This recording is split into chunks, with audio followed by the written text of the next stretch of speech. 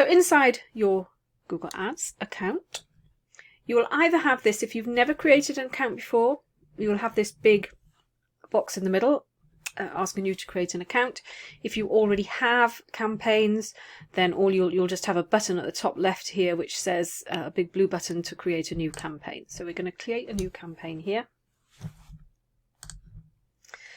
And I'm going to create a campaign without a goals guidance. Shopping. And here is where obviously we've linked our Merchant Center account and it's brought our Merchant Center account in here, Soak Sanctuary. It will default to create a smart shopping campaign, so make sure you change that to standard shopping campaign and continue. Country of sale has defaulted to the United Kingdom because that is the country that I set my Merchant Center account to. So let's give the campaign a name. Make it something meaningful. At this stage, obviously, you're only going to have one campaign, but in future you might have multiple campaigns, so you need to make sure that you know exactly what each campaign relates to. So this is a shopping campaign. It's UK, and I always like to put all, as in all devices. So something simple, doesn't need to be fancy, but just something that you understand. You know, if you're doing a campaign for just a segment of your catalogue, then you'll need to make sure you make that clear in the campaign. And the target country as well, by the way. Inventory filters. Now, this particular campaign, I'm going to target my entire product catalogue, but you can, if you want to, just advertise certain products from your campaign. I'll just show you here. So I can choose any of these attributes that are present in the feed. So I might want to only do a certain brand. Okay, it doesn't. There you go, and so I've only got one brand anyway, so it doesn't really matter. Product category. Okay, that is Google's product category, not really very useful, to be perfectly honest. You might have set up some custom labels or product types. That might be one. So I might only want to do bath bombs on this particular one. All right. And in fact, that's a good highlight there where I have got inconsistencies in my product type. One's bath bomb, and there we've got bath bombs. They should all be bundled together. So that's So just a side issue there. But that's what you can do here. You can filter just certain elements of your product catalogue. I'm going to stick with everything though. Local products are disabled. I'm not doing local product ads. And we don't need to worry about the campaign URL options. I'm going to set it to manual CPC. If it's not defaulting to manual CPC, then you need to change it, but it should be. And we'll leave the enhanced CPC enabled for now. And we are going to optimize for conversion value, not for conversions, because the goal of these campaigns, they're shopping campaigns. We're targeting for return on ad spend, which is value based. So we want Google to look for the people that are the most likely to spend more money, not just make any old purchase. So I'm going to optimize for conversion value. I'm going to set my budget to 1 penny. So this won't start running until I actually change my budget and give some budget to the campaign. We'll leave the campaign priority at default for now. And we can include search partners, and I tend to unselect the YouTube and Gmail and Discover. We don't want things showing on those networks. Eligible to show on all devices by default. United Kingdom, you need to click on the location options and change the target option to presence. Okay, in or regularly in your targeted location. Not anybody who's shown interest. If they've shown interest in the UK, they could be in the Middle East or India or Pakistan. So change that to presence. Start date is fine, and then we're just going to have one ad group, and we're going to call it all products. Now your initial cost per click bid, we will you can, I've got that little sheet of average CPCs by industry. If you don't know where to start, that's quite a good place to kind of give you a ballpark figure. I'm just going to go and grab that link now, and then I'll put a figure in here based on that. Here we have that spreadsheet here, and I'm going to go with the beauty and personal care at 50p. That's where I'm going to start off, which is, in my opinion, it's quite high for shopping, but I'm happy to start there and see how we go. So here we have our product group. As you can see, this is our campaign, this is our ad group. We click on this, and this is our product group. So at the moment, everything is in this single product group. So this bid here of 50p is applied to every single product within that product group, and I can't change it individually by product. So what we need to do now is further split this out so that we've got a little bit more, a better organization, and it allows us for a little bit more control. So, in case you didn't spot that, you hover over, you'll see that little plus button. It says add subdivision. So I'm going to click that, and then here we have our option to subdivide. So it's defaulted to product type, which is actually probably the one I'm going to use. All product types for the same thing. I will fix that at a later date, but I will carry on. So if you click on that down arrow, you can see all the options that you have to subdivide your product feed. So a popular one sometimes that I like to do is by brand, if I have very different brands that I want to do it by. Product type is, like I say, that's the one I'm doing. That's probably also quite common. And another way that I like to do it as well is with a custom label. I'll set up a custom label to have maybe price ranges or something like that. And so I'll have, I'll subdivide here with something like products that are under £10, 10 to 20, 20 to 30, or 20 to 50, 50 to 100, 100 to 200, that kind of thing.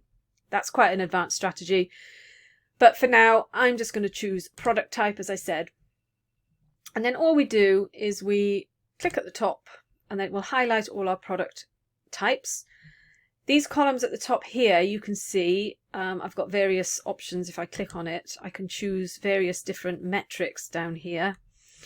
And then I can sort by ascending or descending. We don't really need that now, but this one's quite handy where we've got the number of products, because what we really want when we're subdividing here is to have a fairly even spread of products. You don't want 150 products in one and then 2 in another.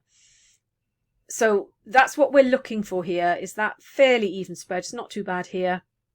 I'm quite happy with that. So I'm just going to hit save without editing bids.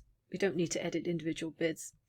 And then you can see I have got my all products product group, and then I have subdivided into the product groups below for accessories, bath bombs, bath salts, candles and soap. But as you can see here, all my accessories are going to have the same bid of 50p. All my bath bombs will have the same bid of 50p. I still can't bid set a bid on individual products, which is what I want. So we're going to subdivide one more time. There we go. And I'm going to again hover over to the right and add another subdivision. And this time I'm going to change up here, and I'm going to change to item ID. Click the top left, the top column there, and it'll then highlight everything. I do find if you've got a lot of products in these subcategories, it'll only like select up to 50, I think it is, and then you have to scroll, and then it'll kind of more will appear as you scroll down the page if you've got that many. But here I've only got 26, so it's saved all that. I'm going to save without editing bids again. And here we have individual products. If you hover over, you can see which product that is. Individual products which are able to have an individual bid put against them. Right, so hit the little up arrow. And so I can see, if you look like this, when you've got a little down arrow next to a product group, it shows you that that has been subdivided. So I click the down arrow. As you can see, I've got the little down arrow next to accessories so that I know that that's been further subdivided, whereas I haven't got it next to these. So I'm going to do the same with all of these. Item ID, click 36, that's fine, save without, go. Next one. 18 in this one, save without editing bids.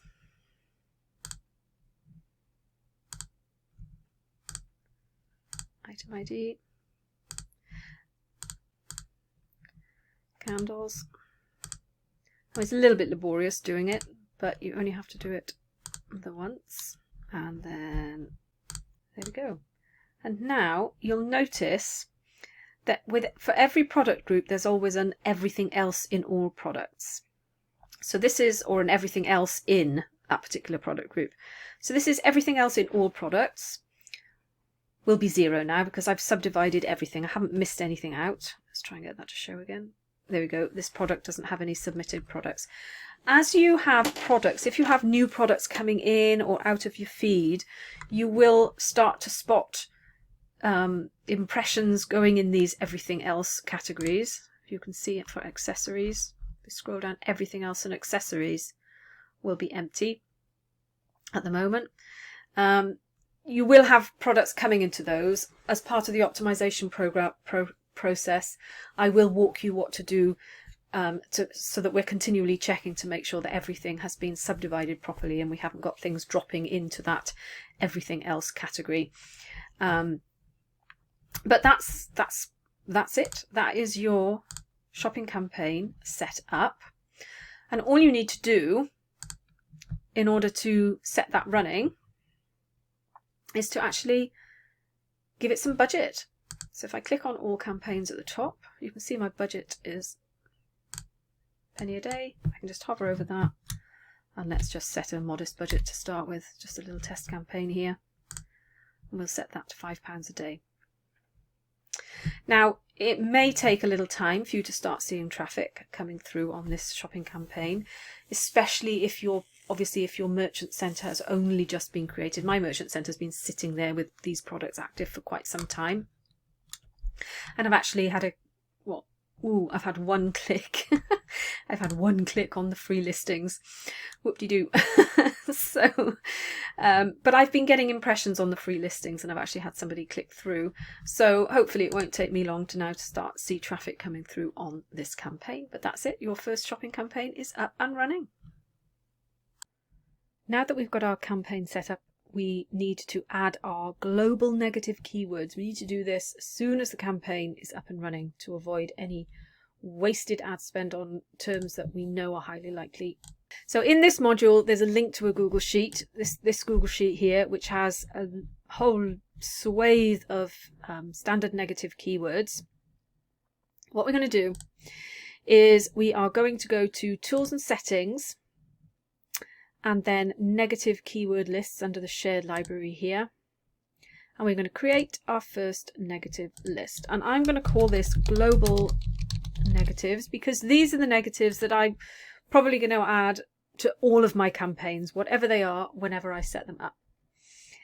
So what we need to do is we're going to come to this sheet here, and we are just going to, they've been kind of categorized here because some categories won't be relevant to you and you won't want to add them. For example, if you actually are doing ads for, well, here, let's jump to mind, textbooks or things like that.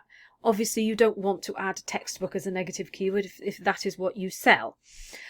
Most of them, or actually materials here, if you sell metal, leather or gold or anything like this. So make sure you have a quick look through these lists. Most of them are going to be fine, but have a quick look through to just double check that they are not going to be blocking terms that would be relevant for you.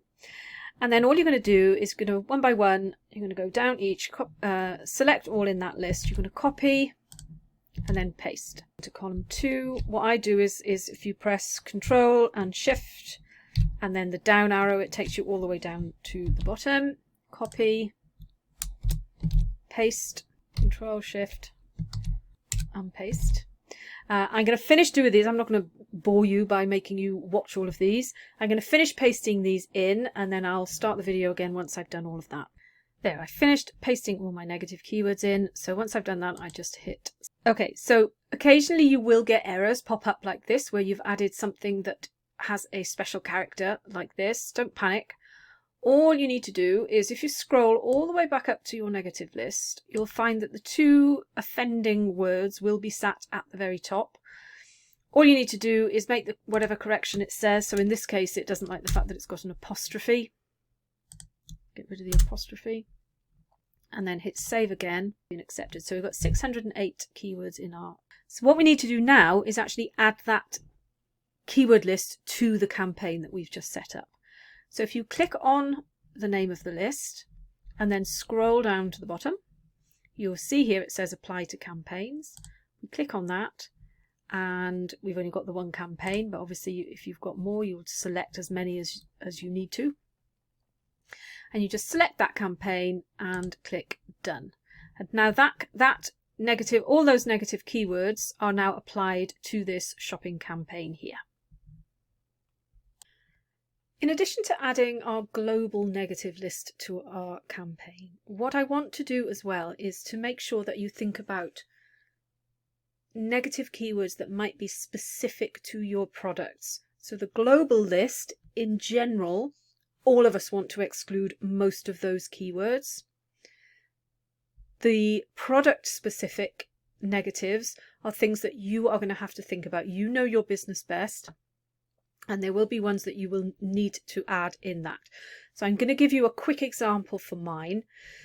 It will be because I sell soap, I will be adding things like Dove, any soap, well-known brands of soap that I don't sell and that I don't want to show up if somebody's searching for Dove, for Castile, because that's a type of soap, for Melt and Pour, and sort of I'm researching those keywords, other brands like for bath bombs like Lush, Bomb Cosmetics and that kind of thing.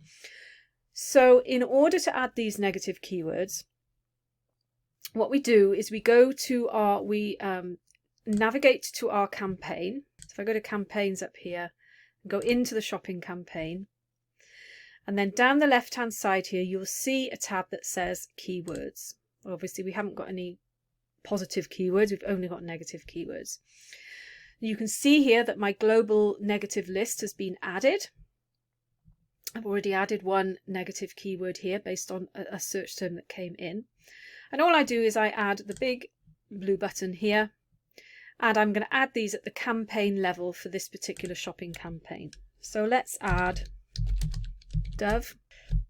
I'm going to add Castile, because Castile soap is not, we don't sell that kind of soap. I'm going to add Lush.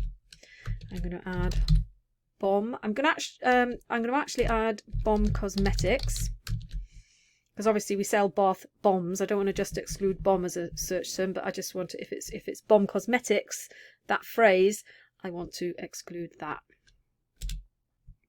And then I will, so for example, Pears, I'm just thinking off the top of my head now, Lux, Fairy. Do they do Fairy soap bars anymore? My dad used to sell soap powder, so that's how I know all these names. But you get the idea. They're going to be negative keywords that are specific to the products that you sell. Usually there'll be variations of products that you don't sell. So in my case, like Castile, I don't sell Castile soap. And liquid soap, there we go, there's another one that's just popped into my head. I don't sell liquid soap, active keyword as well. And then it will be possibly competitors, so either competitor product brands, or potentially actual competitor business name brands. The thing you have to remember here is when we're first starting off, it's better to make your targeting too narrow and then have to maybe open it up a little bit, than to start with everything and spend a load of money on and then have to be adding all these things in retrospect, because you're wasting a load of money on these terms which are not relevant. They're too broad. They're not relevant enough for me. So what I'm going to do is I'm going to go away. I need to do a little bit of research to find various different soap brands and that kind of thing to add in here. Now, I'm going to save this for now. If you're stuck, a good idea would be to go to the keyword planner And I'm going to create a separate video to show you exactly how to do that. What I'm going to show you in this video is how to use the keyword planner to do some negative keyword research, to give you some ideas of things that you might want to add. So from inside your account, you're going to go to Tools and Settings, and over on the Planning tab on the end there, we're going to go into Keyword Planner, and then choose Discover New Keywords, and then just type a very broad term relating to your product. So I'm going to put soap. And then what we get here is lots of different variations and themes about soap, and that will give me loads of ideas of what I don't want. So things like, here we go, antibacterial soap. Castile, I obviously spelt it wrong, so I'll check that because I need to do it the correct way as well. Hand wash. I don't sell hand wash. I don't sell African black soap or Dettol or this kojic acid soap, whatever that is. I don't sell soap base, sulfur, liquid soap I don't sell. I don't sell body wash. There you go. Carbolic. Don't sell carbolic soap either. Antifungal. Some of the ones I sell are a bit antifungal, so that's fine. Aesop soap. That sounds like a brand. Soap on a rope. Don't do soap on a rope. You get the idea. Here we go. There's Dove there. Soap molds. Look, there we go. Palm olive. So you get the idea. You can check all of these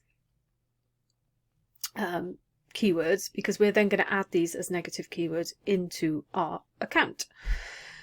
So I want to save all these. So all you can do, it just says plan an ad group in a broad match.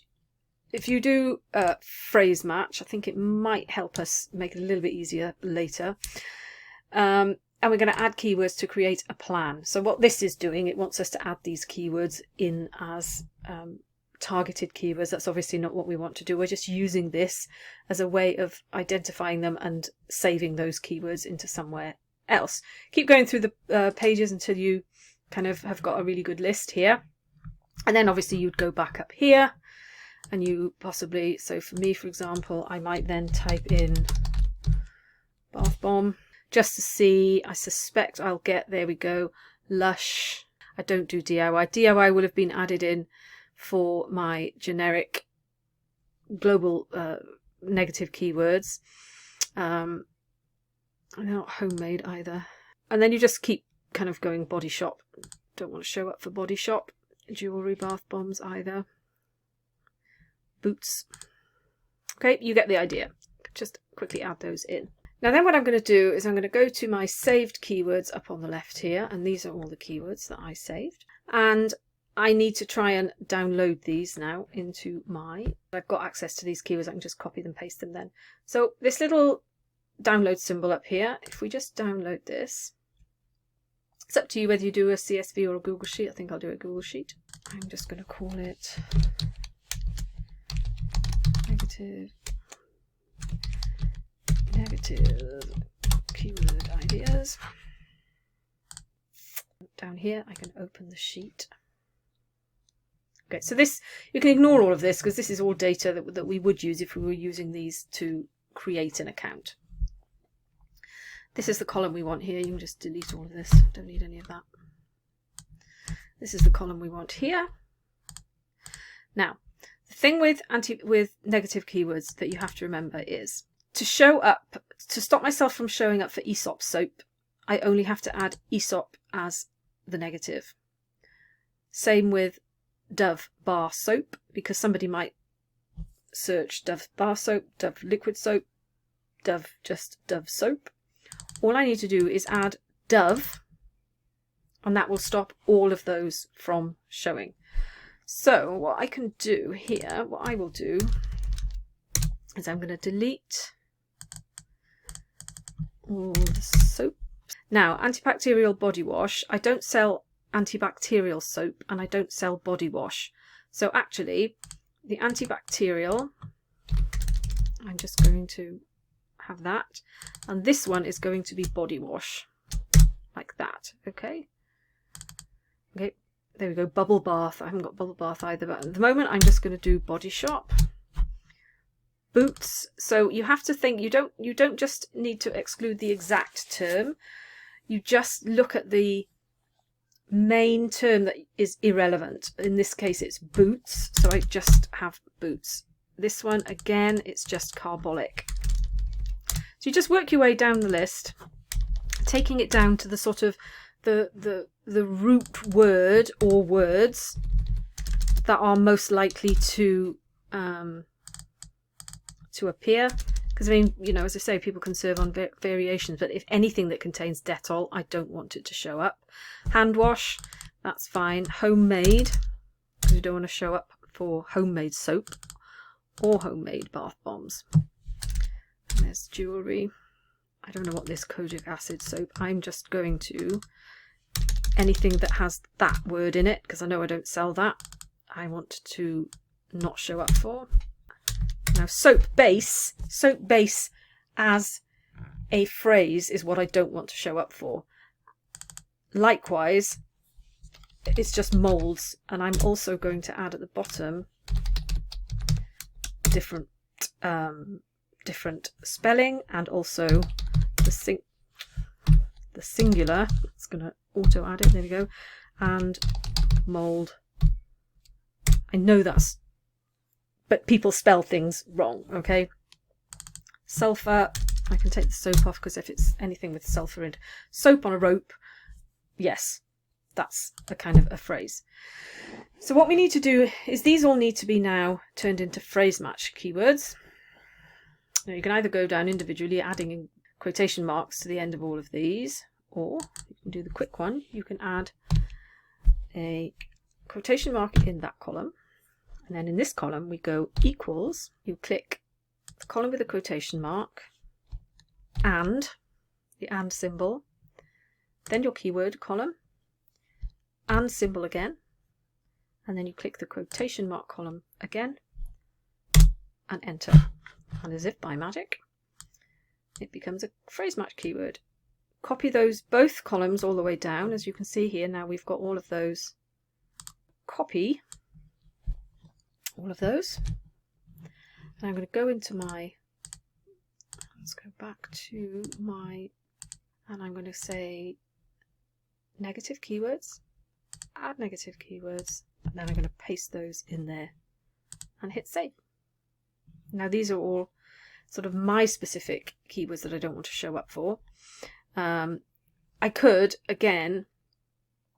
actually add these as a negative keyword list as well, because most of these keywords I'm not going to want to show up for any campaigns that I run. So it's up to you how you do it. Obviously, if it's a negative list, it's a little bit easier to manage and keep on top of.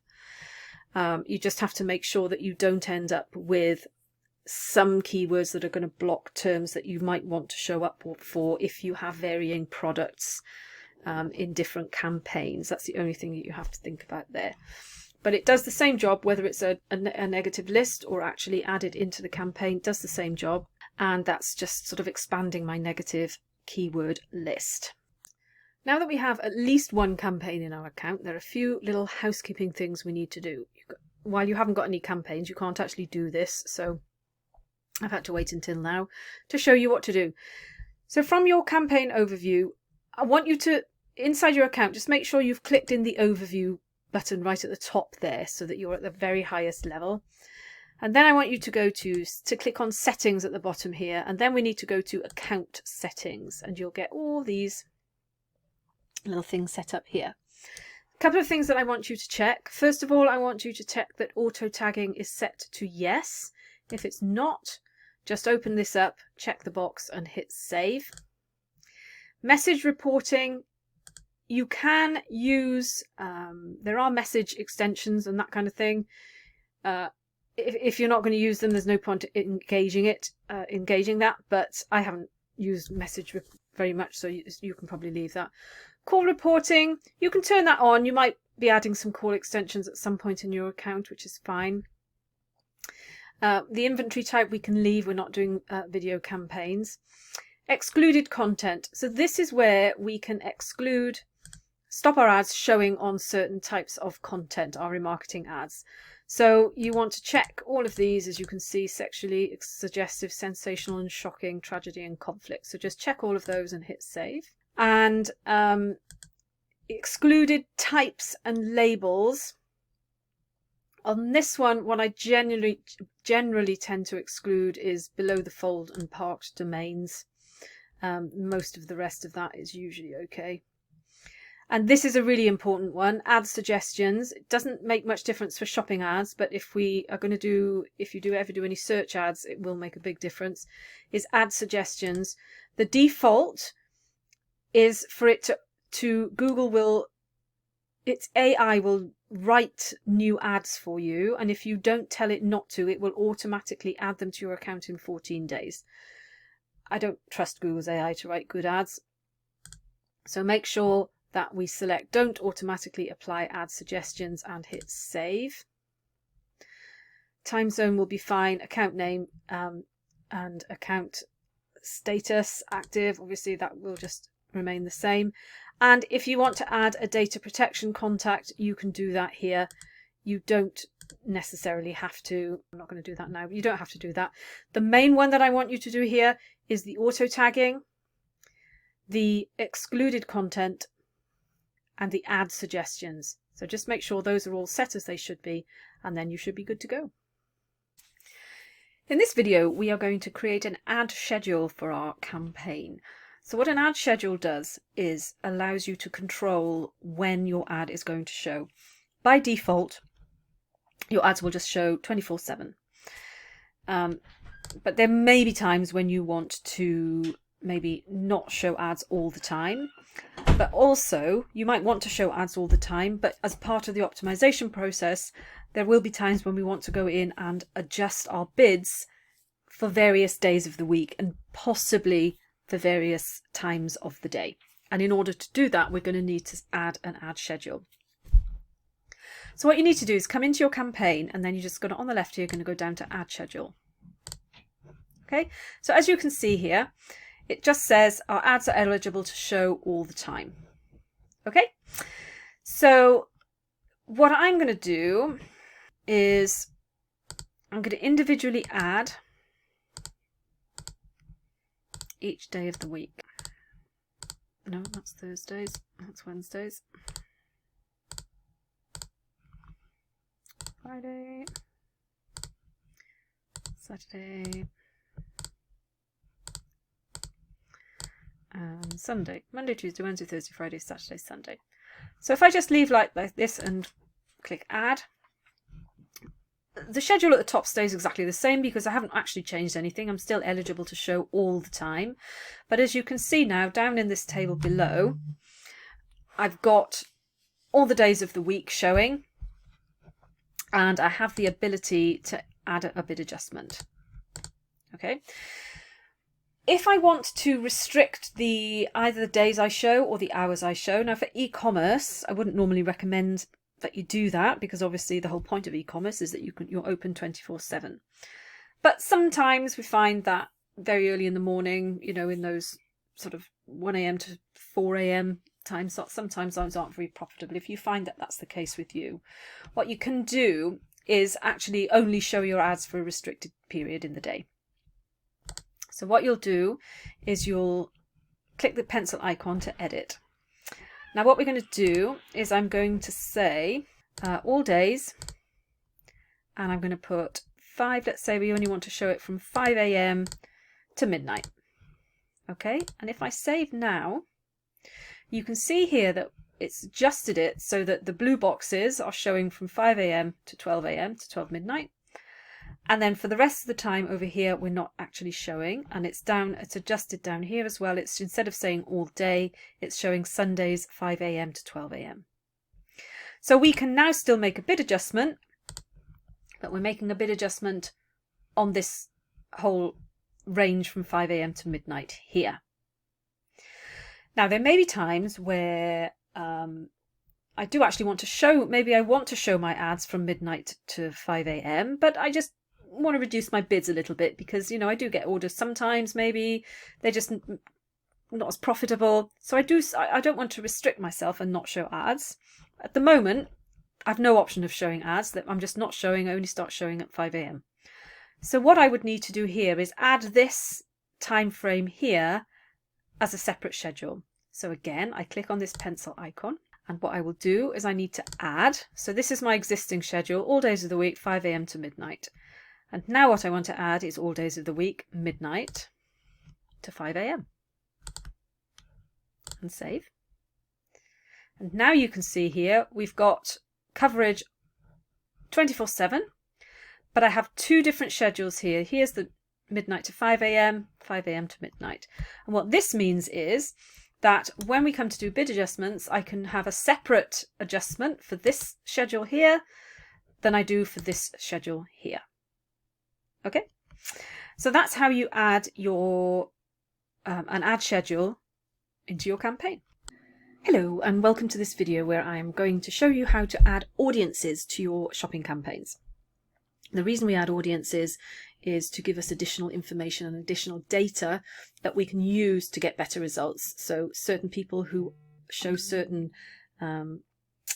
behaviors according to Google will perform better or worse, and we can adjust bids depending on which audience somebody is actually in.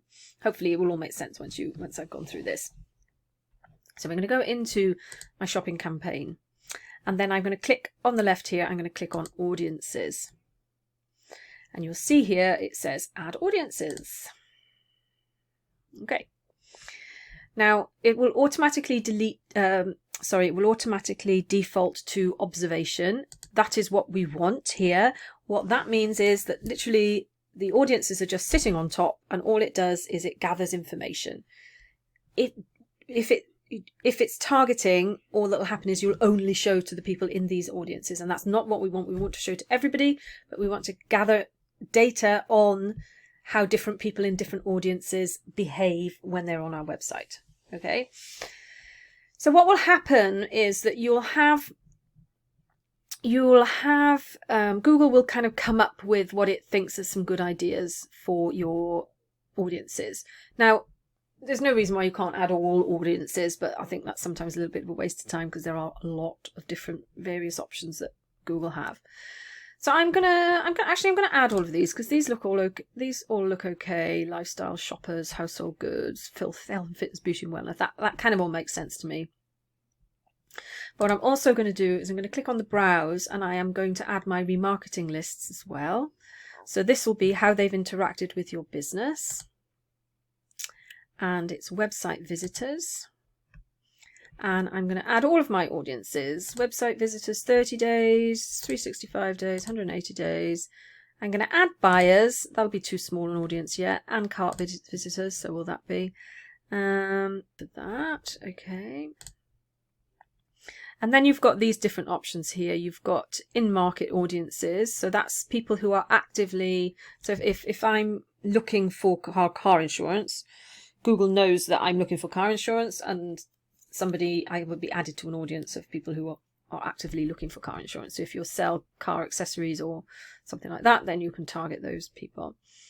So let's have a quick look and see what we've got here. So beauty and personal care, that kind of, if you open it up like that, you can see you get more options. So bath and body products, yes, please, we'll have some of that.